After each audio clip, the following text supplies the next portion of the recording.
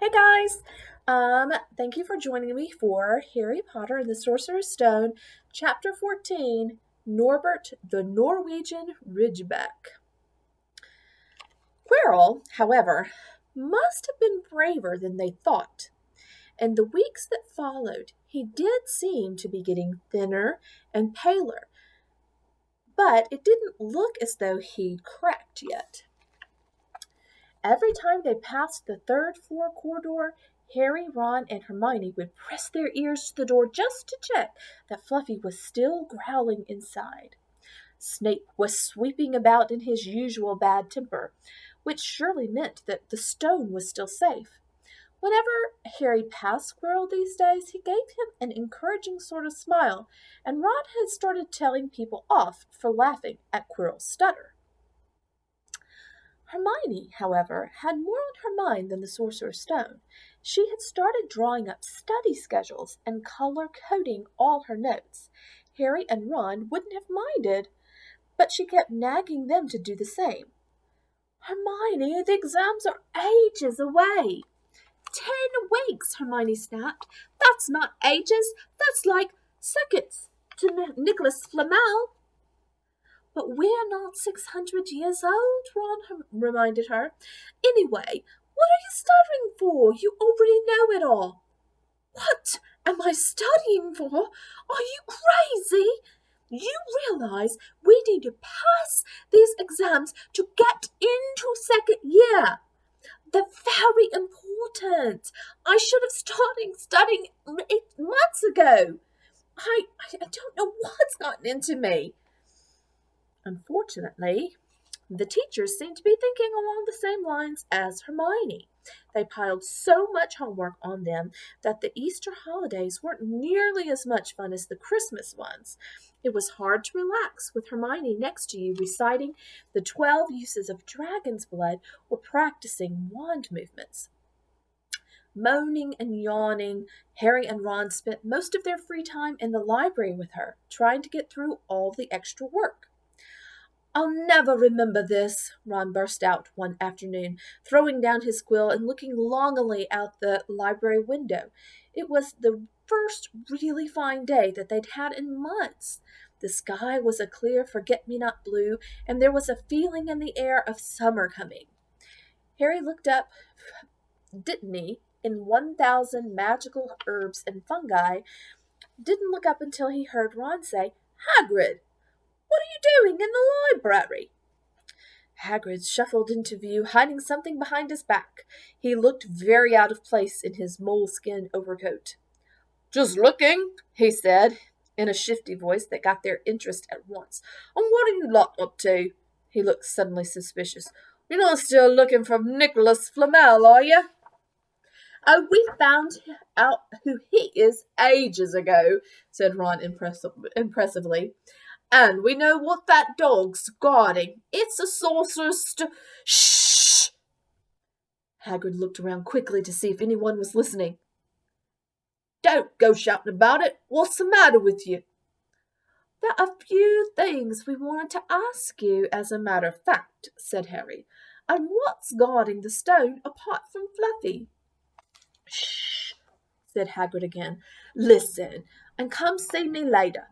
I'm not promising I'll tell you anything, mind, but don't go ruppeting about it in here. Students aren't supposed to know. They'll think I've told you." "See you later, then," said Harry. Hagrid shuffled off. "What was he hiding behind his back?" said Hermione thoughtfully. "Do you think it had anything to do with the stone?" "I'm going to see what section he was in," said Ron, who had enough of working. He came back a minute later with a pile of books in his arms and slammed them down on the table. "Dragons!" he whispered. "Hagrid was looking at stuff about dragons. Look at these. Dragon species of Great Britain and Ireland. From Egg to Inferno. A Dragon Keeper's Guide." "Hagrid's always wanted a dragon. He told me that the first time I ever met him," said Harry. "But it's against our laws," said Ron. "Dragon breeding was outlawed by the Warlocks Convention of 1709. Everyone knows that. It's hard to stop muggles from noticing us if we're keeping dragons in the back garden." Anyway, you can't tame dragons. It's dangerous. You should see the burns Charlie's got off wild ones in Romania. But there aren't wild dragons in Britain, said Harry. Of course there are, said Ron. Common Welsh green and Hebridean blacks. The Ministry of Magic has a job hushing them up. I can tell you, our kind have to keep putting spells on muggles who spotted them to make them forget. So what on earth's Hagrid up to? Said Hermione.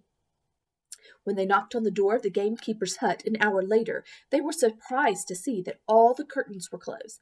Hagrid called, "Who is it?" before he let them in, and then shut the door quickly behind them. It was stifling hot inside, even though it was such a warm day. There was a blazing fire in the grate. Hagrid made them tea and offered them stoked sandwiches, which they refused. So, you wanted to ask me something? Yes, said Harry. There was no point in beating around the bush. We were wondering if you could tell us what's guarding the Sorcerer's Stone apart from Fluffy. Hagrid frowned at him. Of course I can't, he said. Number 1, I don't know myself. Number 2, you know too much already, so I wouldn't tell you if I could. That stone's here for a good reason. It was almost stolen out of Gringotts. I suppose you've worked all that out. Beats me how you even know about Fluffy. Oh, come on, Hagrid. You might not want to tell us, but you do know. You know everything that goes on around here, said Hermione in a warm, flattering voice. Hagrid's beard twitched, and they could tell he was smiling. We only wondered who had done the guarding, really, Hermione went on. We wondered who Dumbledore had trusted enough to help him, apart from you. Hagrid's chest swelled at the last words. Harry and Ron beamed at Hermione. Well, I don't suppose it could hurt to tell you that. Let's see. He borrowed Fluffy from me. Then some of the teachers did enchantments. Professor Sprout, Professor Flitwick, Professor McGonagall. He ticked them off on his fingers. Professor Quirrell and Dumbledore himself did something. Hang on, I've forgotten someone. Oh, yeah. Professor Snape. Snape? Yeah. You're not still on about that, are you? Look, Snape helped protect the stone. He's not about to steal it. Harry knew Ron and Hermione were thinking the same thing as he was. If Snape had been in on protecting the stone, it must have been easy to find out how the other teachers had guarded it. He probably knew everything except, it seemed, Quirrell's spell and how to get past Fluffy. You're the only one who knows how to get past Fluffy, aren't you, Hagrid? Said Harry anxiously. And you wouldn't tell anyone, would you? Not even one of the teachers? Not a soul knows except me and Dumbledore, he said proudly. Well, that's something, Harry muttered to the others. Hagrid, can we have a window open? I'm boiling. Can't hurry, sorry, said Hagrid. Harry noticed him glance at the fire. Harry looked at it too. Hagrid, what's that? But he already knew what it was.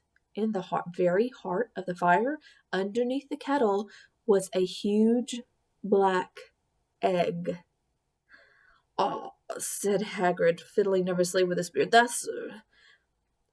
Where did you get it, Hagrid? Said Ron, crouching over the fire to get closer look at the egg. It must have cost you a fortune.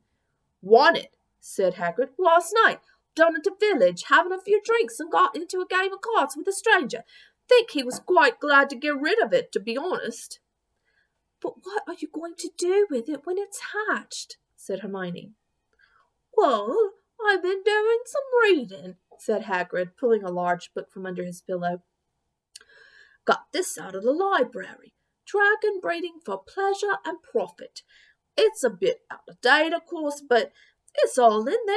Keep the egg in the fire, 'cause their mothers breathe on 'em, and see, and when it hatches, feed it a bucket of brandy mixed with chicken blood every half hour.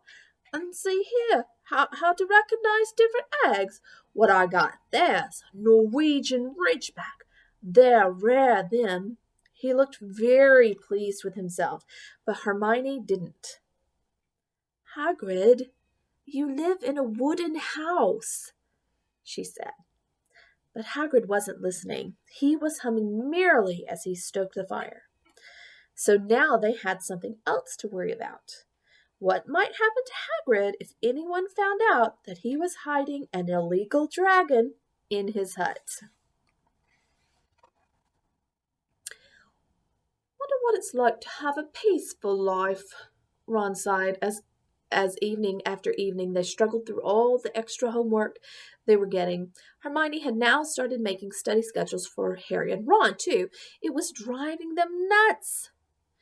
Then one breakfast time, Hedwig brought Harry another note from Hagrid. It had written only 2 words. It's hatching. Ron wanted to skip herbology and go straight down to the hut. Hermione wouldn't hear of it. Hermione, how many times in our lives are we going to see a dragon hatching? We've got lessons. We'll get into trouble.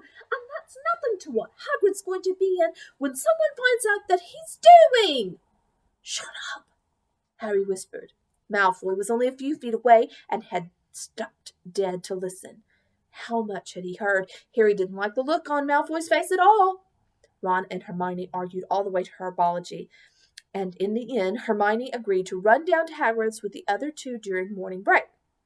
When the bell sounded from the castle at the end of their lessons, the 3 of them dropped their trowels at once and hurried through the grounds to the edge of the forest. Hagrid greeted them, looking flushed and excited. It's nearly out. He ushered them inside. The egg lay on the table. There were deep cracks in it. Something was moving inside. A funny clicking noise was coming from it. They all drew their chairs up to the table and watched with bated breath. All at once there was a scraping noise and the egg split open. The baby dragon flopped onto the table. It wasn't exactly pretty. Harry thought it looked like a crumpled black umbrella. Its spiny wings were huge compared to its skinny jet body.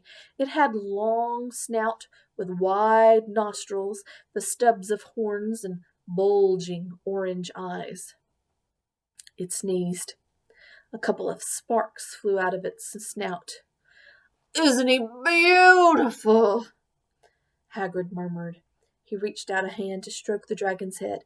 It snapped at his fingers, showing pointed fangs. Bless him! Look, he knows his mummy, said Hagrid. Hagrid, said Hermione, how fast do Norwegian ridgebacks grow exactly? Hagrid was about to answer when the color suddenly drained from his face. He leapt to his feet and ran to the window. What's the matter? Someone was looking through the gap in the curtains. It's a kid. He's running back up to the school. Harry bolted to the door and looked out. Even at a distance, there was no mistaking him. Malfoy had seen the dragon. Something about the smile lurking on Malfoy's face during the next week made Harry, Ron, and Hermione very nervous. They spent most of their free time in Hagrid's darkened hut, trying to reason with him. Just let him go, Harry urged. Set him free. I can't, said Hagrid. He's too little. He'll die. They looked at the dragon. It had grown 3 times its length in just a week. Smoke kept furling out its nostrils. Hagrid hadn't been doing his gamekeeping duties because the dragon was keeping him so busy. There were empty brandy bottles and chicken feathers all over the floor. I've decided to call him Norbert, said Hagrid, looking at the dragon with misty eyes. He really knows me now. Watch. Norbert! Norbert! Where's your mummy? He's lost his marbles, Ron muttered to Harry's ear. Hagrid, said Harry loudly, give it 2 weeks and Norbert's going to be as long as your house. Malfoy could go to Dumbledore any moment. Hagrid bit his lip. I know I can't keep him forever, but I can't just dump him, I can't. Harry suddenly turned to Ron. Charlie, he said. You're losing it, said Ron. I'm Ron, remember? No, Charlie, your brother. Charlie in Romania, studying dragons. We could send Norbert to him. Charlie can take care of him and then put him back in the wild. Brilliant, said Ron. How about it, Hagrid? and in the end Hagrid agreed that they could send an owl to Charlie to ask him. The following week dragged by. Wednesday night found Hermione and Harry sitting alone in the common room long after everyone else had gone to bed. The clock on the wall had just chimed midnight when the portrait hole burst open. Ron appeared out of nowhere as he pulled off Harry's invisibility cloak. He had been down at Hagrid's hut helping him feed Norbert, who was now eating dead rats by the crate. "It bit me," he said, showing them his hand, which was wrapped in a bloody handkerchief. "I'm not going to be able to hold a quill for a week. I tell you, that dragon's the most horrible animal I've ever met, but the way Hagrid goes on about it, you'd think it was a fluffy little bunny rabbit. When it bit me, he told me off for frightening it. And when I left, he was singing it a lullaby." There was a tap on the dark window. "It's Hedwig," said Harry, hurrying to let her in. "She'll have Charlie's answer." The three of them put their heads together to read the note. "Dear Ron, how are you? Thanks for the letter. I'll be glad to take the Norwegian Ridgeback, but it won't be easy getting him here. I think the best thing will be to send him over with some friends of mine who are coming to visit me next week. Trouble is, they mustn't be seen carrying an illegal dragon. Could you get the Ridgeback up the tallest tower at midnight on Saturday? They can meet you there and take him away while it's still dark. Send me an answer as soon as possible. Love, Charlie." They looked at one another. "We've got the invisibility cloak," said Harry. "It shouldn't be too difficult. I think the cloak's big enough to cover two of us and Norbert." It was a mark of how bad the last week had been that the other two agreed with him. Anything to get rid of Norbert. And Malfoy. There was a hitch. By the next morning, Ron's bitten hand had swollen to twice its usual size. He didn't know whether it was safe to go to Madame Pomfrey. Would she recognize a dragon bite? By the afternoon, though, he had no choice. The cut had turned a nasty shade of green. It looked as if Norbert's fangs were poisonous. Harry and Hermione rushed up to the hospital wing at the end of the day to find Ron in a terrible state in bed. "It's not just my hand," he whispered, "although that feels like it's about to fall off. Malfoy told Madame Pomfrey he wanted to borrow one of my books so he could come and have a good laugh at me. He kept threatening to tell her what really bit me. I've told her it was a dog, but I don't think she believes me. I shouldn't have hit him at the Quidditch match. That's why he's doing this." Harry and Hermione tried to calm Ron down. "It'll all be over at midnight on Saturday," said Hermione. But this didn't soothe Ron at all. On the contrary, he sat bolt upright and broke into a sweat. "Midnight on Saturday?" he said in a hoarse voice. Oh, no, I've just remembered. Charlie's letter was in that book Malfoy took. He's going to know we're getting rid of Norbert." Harry and Hermione didn't get a chance to answer. Madame Pomfrey came over at that moment and made them leave, saying Ron needed sleep. "It's too late to change the plan now," Harry told Hermione. "We haven't got time to send Charlie another owl, and this could be our only chance to get rid of Norbert. We'll have to risk it, and we have got the invisibility cloak. Malfoy doesn't know about that." They found Fang at the boarhound sitting outside with a bandaged tail when they went to tell Hagrid, who opened a window to talk to them. "I won't let you in," he puffed. "Norbert's had a tricky stage, nothing I can't handle." Then, when they told him about Charlie's letter, his eyes filled with tears, although that might have been because Norbert had just bitten him on the leg. "It's all right. He only got my boot. Just playing. He's only a baby, after all." The baby banged its tail on the wall, making the windows rattle. Harry and Hermione walked back to the castle, feeling Saturday couldn't come quickly enough. They would have felt sorry for Hagrid when the time came for him to say goodbye to Norbert if they hadn't been so worried about what they had to do. It was a very dark, cloudy night, and they were a bit late arriving at Hagrid's hut because they had to wait for Peeves to get out of their way in the entrance hall, where he'd been playing tennis against the wall. Hagrid had Norbert packed and ready in a crate. He's got lots of rats and some brandy for the journey, said Hagrid in a muffled voice. And I packed him as Teddy Bear in case he gets lonely. From inside the crate came ripping sounds that sounded to Harry as though the teddy bear was having his head torn off. Bye-bye, Norbert, Hagrid sobbed as Harry and Hermione covered the crate with invisibility cloak and stepped underneath it themselves. Mummy will never forget you.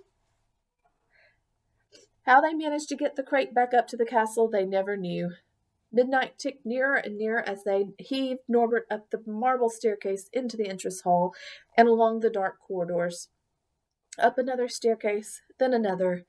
Even one of Harry's shortcuts didn't make the work much easier. Nearly there, Harry panted as they reached the corridor beneath the tallest tower. Then, a sudden movement ahead of them made them almost drop the crate. Forgetting that they were already invisible, they shrank into the shadows, staring at the dark outline of two people grappling with each other 10 feet away. A lamp flared. Professor McGonagall, in a tartan bathrobe and a hairnet, had Malfoy by the ear. "Detention!" she shouted. "I'm 20 points from Slytherin, wandering around in the middle of the night. How dare you?" "You don't understand, Professor. Harry Potter's coming. He's got a dragon." "What utter rubbish! How dare you tell lies? Come on, I shall see Professor Snape about you, Malfoy." The steep spiral staircase up to the top of the tower seemed the easiest thing in the world after that. Not until they stepped out into the cold night air did they throw off the cloak, glad to be able to breathe properly again. Hermione did a sort of jig. "Malfoy's got detention! I could sing!" "Don't," Harry advised her. Chuckling about Malfoy, they waited, Norbert thrashing about in his crate. About 10 minutes later, 4 broomsticks came swooping down out of the darkness. Charlie's friends were a cheery sort. They showed Harry and Hermione the harness they'd rigged up so that they could suspend Norbert between them. They all helped buckle Norbert safely in, and then Harry and Hermione shook hands with the others and thanked them very much. At last, Norbert was gone. They slipped back down the staircase, their hearts light as their hands, now that Norbert was off them. No more dragon, Malfoy in detention. What could spoil their happiness? The answer to that was waiting at the foot of the stairs. As they stepped into the corridor, Filch's face loomed suddenly out of the darkness. "Well, well, well," he whispered, "we are in trouble." They left the invisibility cloak on top of the tower. Thanks, guys! Wait for the next chapter. It's super fun. Bye!